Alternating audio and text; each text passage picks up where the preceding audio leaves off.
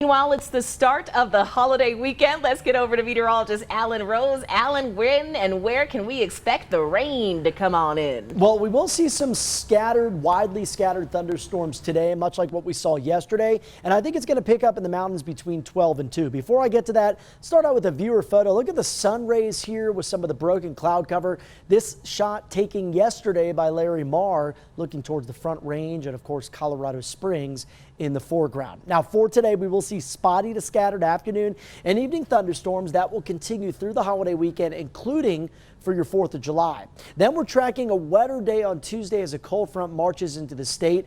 Following that, we get a period of drier weather, and it's been a while since we've seen a stretch of drier days, but with the sunshine comes more heat in that extended forecast. Today, starting out at a warmer and sunnier note. You know, I was saying this earlier in the newscast, it's been a while since we've seen completely clear skies in the morning, much like today, offering up great views of Pikes Peak and the surrounding mountains. Enjoy it because clouds will increase by the afternoon. 67 currently in Pueblo with lots of blue sky.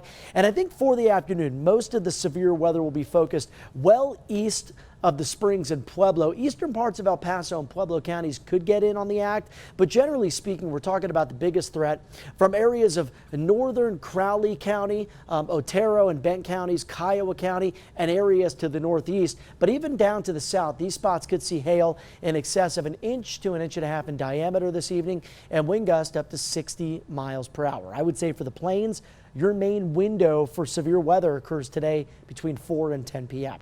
And let's time it out. This is the latest high-res weather computer model data. You can see by noon clouds building across the mountains, and I think storms will initiate here between 12 and 2 before drifting off to the east and southeast. So if we get it in the Springs, we're looking at our storms generally between about 2 and 6 p.m. And then later tonight, this is when some of those stronger, heavier bands of rain are expected to develop across the eastern plains. So the good news today across the Pikes Peak region is that the forecast for the holiday weekend is not going to be a washout, but you want to keep the umbrellas handy through Monday, as we will see the potential for spotty afternoon and early evening thunderstorms each of the next 3 days. Now heading into tomorrow night, fireworks time, which is around 9:30, you can see most of the state clears out pretty nicely, so it should be pretty good viewing for that, especially in the Springs and Pueblo. And then heading into Monday afternoon, showers look a little more widespread than what we'll see on Saturday and Sunday, but by Tuesday, this is the cold front that marches into the state, and this does, I think, bring in chance for heavier showers, possibly stronger to severe weather potential as well by around that time. Highs today are going to be warmer than what we've seen in more than a week. So feeling like summer today with some 90s in the plains, 91 in Pueblo, 85 in the Springs. Your lows tonight dropping down to the 50s around Walsenburg and Trinidad, with lower 60s for the Springs and Pueblo. So the warmth is here through the holiday weekend, along with those spotty thunderstorms. Again, by Tuesday, that's a day that's going to be a little more active here for us.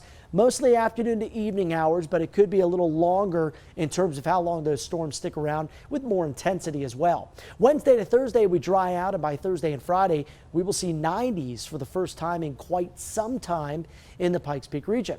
90s in Pueblo through the holiday weekend, down to the 80s Tuesday as the cold front passes through, and then warming up beyond that. Canyon City will see highs right near 90 degrees on Saturday and Sunday. Monday as well, before cooling down with stronger chances for rain showers and heavier thunderstorms by next Tuesday. And for Woodland Park, finally a taste of summer here. It's been cool this past week, Renee, but we've got a few days in the 80s over the next 7, but also some wetter afternoons expected for our Monday and Tuesday. Send it back to you.